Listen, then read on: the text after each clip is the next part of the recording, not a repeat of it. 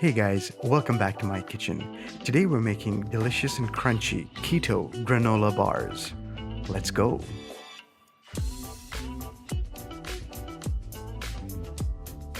The first thing we need to do is preheat our oven to 180 degrees centigrade.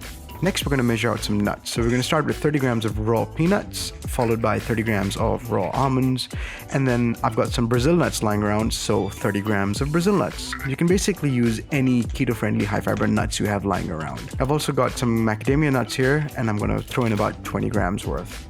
Instead of the Brazil nuts or the macadamia nuts, you could use pecans or walnuts. I'd stay away from cashews though, because cashews are depressingly high in carbs and not really keto friendly. We're also going to add in about 25 grams of sunflower seeds, followed by 20 grams of ground flaxseed.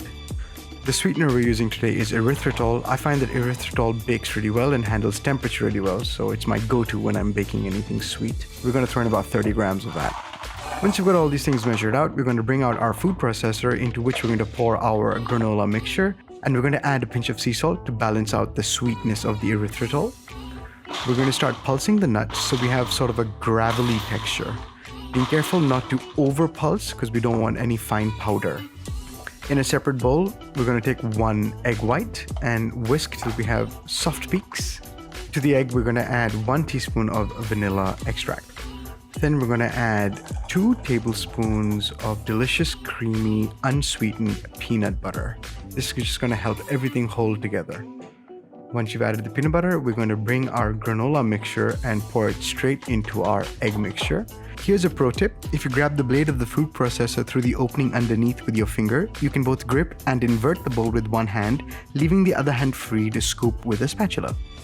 Once you have all the ingredients in the bowl, you can proceed to stir and fold them together until all the nuts and flaxseed powder is saturated.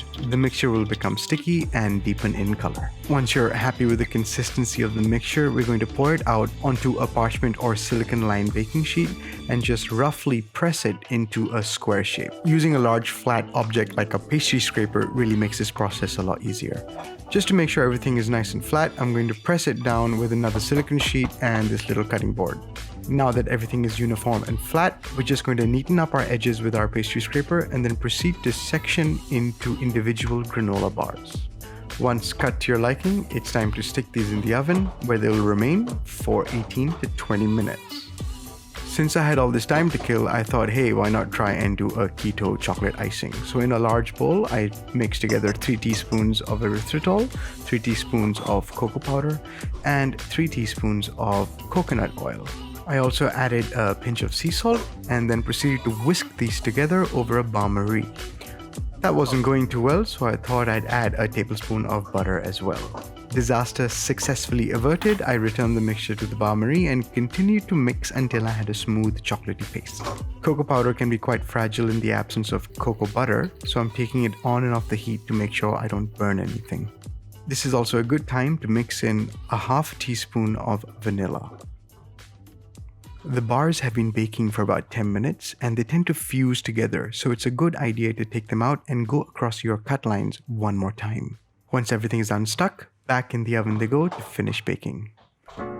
Now back to our icing, I'm going to use a disposable piping bag held upright in a glass. I'm also going to wipe down the underside of our mixing bowl so that no water follows our icing into the piping bag. It's just good practice because water can cause chocolate to seize and that's never fun. I'm going to scoop the icing into the bag, coax it down to the point, and then twist to seal.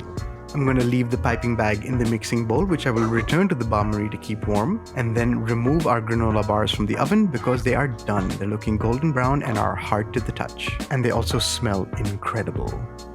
I'm going to snip off the end of the piping bag and then proceed to show you why I decided against a career in fine arts. Questionable line quality aside, you can really go for any pattern here. I just went for a simple grid. Perhaps I had the subconscious realization that I will never have a six-pack. But at least these granola bars will. A quick photograph to feed the algorithm, and it's time to lift these bars off the cooking sheet and onto a cooling rack.